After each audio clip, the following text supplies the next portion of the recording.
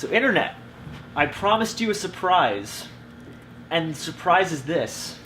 I've discovered time travel, and I've traveled all the way back to the year 2014. And I found this bear with really long legs. Surprise! Oh, Mike's here too. Hey, what's up? Surprise! That was an uncomfortable out-of-frame shot, so thank you for springing that on me. We were way off center. Whee! Moving over. And we're back.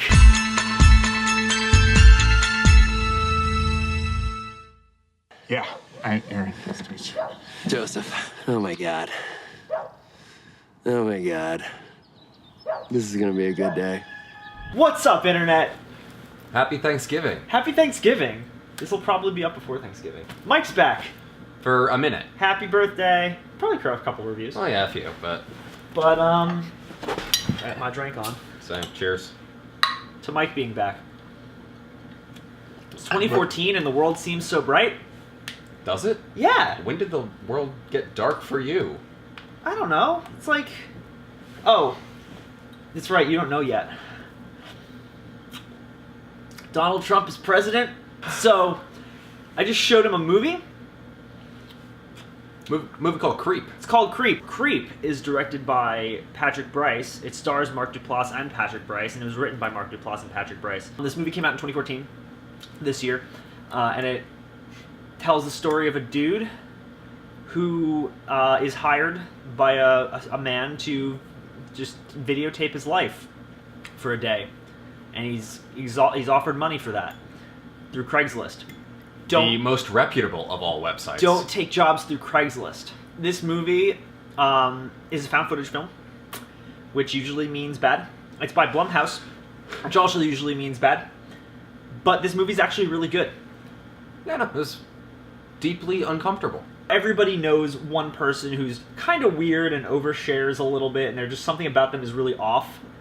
Everyone knows that guy. Yeah, I can see that. To an extent, at least. Yeah, no, not to this extent. Not to this extent, but you always know somebody who's kind of like that. Yeah. And that's literally what Mark Duplass based this character off of. And the character of Joseph is so goddamn unsettling and so creepy, and this movie is really good, and I remember being really surprised by it. I never gave this one a watch before now. I saw it on Netflix, it intrigued me, but I just never got around to it. It's shockingly funny, too. At times, yeah, no. I would consider it a horror comedy overall. I would not. I would, but it's an uncomfortable comedy, but it's still comedy. No, I would There's some funny shit in this movie. It's a horror movie with comedic elements. Okay, that's fair. This is very much a very real kind of horror, too. Yeah, no, especially the found footage really helps with that aspect, too, because, like, there's no score, there's no editing, really. No. Like, it really gives it A lot of jump scares. Yeah, but they're almost all false and intentional. Well, that's the thing, and we'll get to that. But it really, the nature of the found footage genre really helped this movie to feel as if you really were watching someone's home movie. This movie does a really good job at immersing you and capturing you with really uncomfortable realism. And there's no part of this movie that ever felt like hokey or far-fetched to me. Yeah, no, I could see every aspect of this movie happening. So yeah, let's dive on in with the help of Mr. Postcoitus Bear. Well, really, what I just said about how real it felt, that was probably the number one driving, like, favorite thing that happened in this movie, or rather, feeling that I had about this movie. I agree. However, I must say, I also thought that, although at times the cinematography was, shoddy because it was handheld, and I think it was intentional as well. Yeah, it's low res. But when they wanted to frame a shot, they did a phenomenal job. That last shot at the lake? Actually, I didn't like that one so much. I love the framing on that. It's the framing with the shot that really sent it home for me. The part of the doorway? Yeah, the doorway shot. Yeah. That one was incredible. Even the part with Peach Fuzz standing against the door is just really...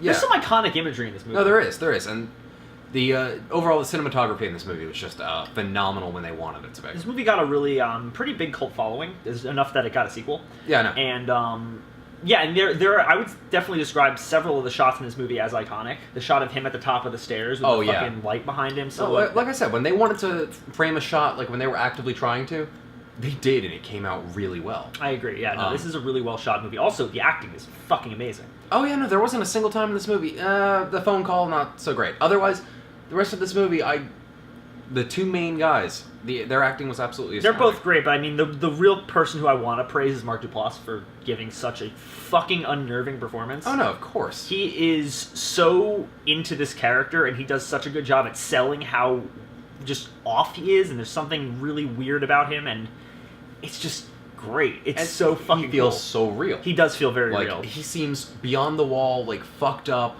weird, unsettling. The other thing I really want to praise this movie on is tone.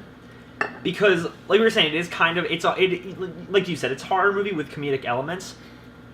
And it starts pretty lighthearted overall. Like, it's uncomfortable, but it's just like, it's still fairly like, funny. Yeah. And then by the end. Tone shift, and it never is the tone shift is never jarring.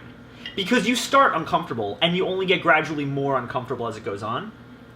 Although it does, like, halfway through switch from uncomfortable to suspenseful. It gets really fucking tense. But it's a natural tension. Well, yeah, it's a natural progression. It's a...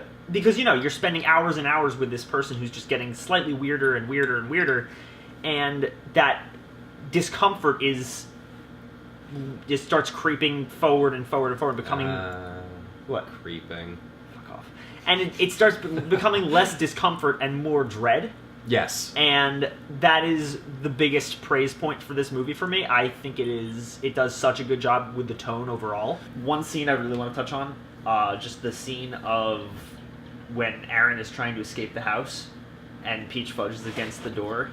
That, I mean, like I said before, that shot's iconic, but also that scene is one of the most tense scenes I've ever seen in a film. See, I agree with you. I wholeheartedly agree with you. However, I think, oh god, what is the scene I'm thinking of? There was one that I thought was actually even more tense than with that him one. at the door? Actually, yes. No, yeah, that one. I mean, I just feel like that scene is like the scene of him against the door. It's like that visual is such a fucking pulse, like, stopper. Like, you freeze up the same way you would, like, if you actually saw that. And it just succeeds at making you, as a viewer, easily immersed and really uncomfortable. What did you dislike about this movie? Because I have one.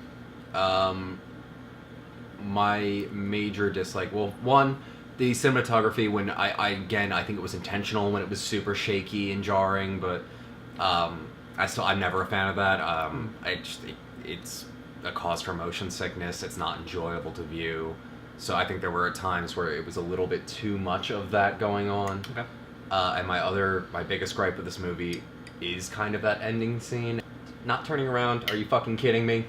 Oh, at the end? Yeah, that was the most immersion-breaking shit I've ever witnessed. See, that's the one thing that doesn't bother me, because of all the shit that we just discussed, like, about, like, how him acting, like, kind of, like, stupid, he literally explains that away in, like, the fucking ending. I thought it was a bad explanation. Fair. That's... And I'm sure it wasn't meant to be a perfect explanation. It's the ramblings of a crazy person. Very true. But it just... Dude, you've got a camera rolling, you've got your phone on 911 on speed dial, but you're gonna sit facing a lake, not looking behind you to watch for this guy coming. Also, it's a public. It was a coming. public place, though. He didn't. Do you really expect someone's gonna kill you in a public place? An absolutely insane person? Yes. In the middle of public? Yes. There's people around. And there was a man in Florida that just got arrested for fucking a flamingo to death. If the dude in front of other people. If the dude didn't kill you in complete isolation. Which, by the way, look that up. That did happen. If the dude didn't kill you in complete isolation, where no one could have found out, you think he would kill you in public?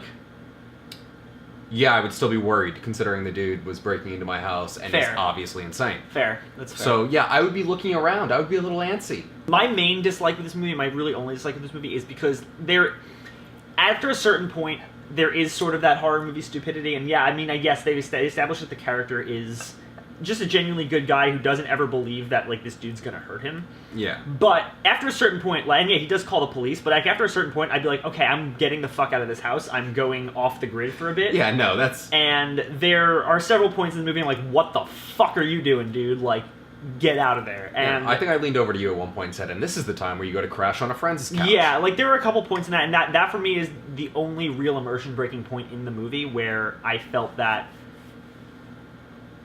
people are acting stupid just for the sake of moving the plot in a certain direction, and I wish they hadn't done that, but at the same time, I still like this movie a lot. I also disagree with you. I don't find that it was immersion breaking. I don't think it was true horror movie stupidity. Like, it was... Well, no, yeah, I mean, maybe... it's realistic, but but it still is like... It felt... I don't want to say naive, but it felt a little too plot conveniency. This movie is rife with jump scares. However, they're all false jump scares, and they are very self-aware. They're played as humorous, because it's literally a character trying to scare another character in the movie, and it is very obnoxious, it is very annoying, but he's trying to be very obnoxious and annoying. So it plays well for the sole purpose of it is aware that it's dumb. It's aware that it's dumb, but that being said, if you don't like jump scares, you're probably going to get really annoyed with this movie really quick. I don't like jump scares, and it didn't annoy me. Certain people are going to get annoyed. Fair enough, for sure. But I don't particularly love jump scares. But in a film like this, with that level of self-awareness, I think it worked quite well. I agree. Otherwise, I like this movie a lot. Yeah, no, it was really good. I think it's well made. It was very well made. Super low budget, and it accomplishes a lot on that low budget. So, what would you rate this movie? It's a solid for me. It's well acted. It's really well made. It's creepy and tense as fuck, and it has a couple flaws. But it never, for me, stops being intense and uncomfortable. I think I'm going to go with solid as well, just because I would go with must see if I didn't think that this was going to be such a niche audience that it appeals to. It's a cult movie for sure. Yeah, I think solid in the best way. I think solid is a fair rating here. Cool.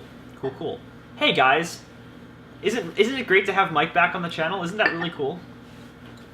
As always, thank you for watching. This is Mr. Post-Coitus Bear. He's an honorary horror pal for the day. Not because we just had sex. It's just literally the bear's name for some goddamn reason. Okay, you can stop that.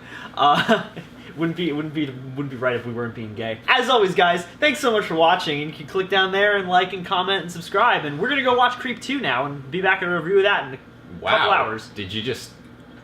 How was that cut?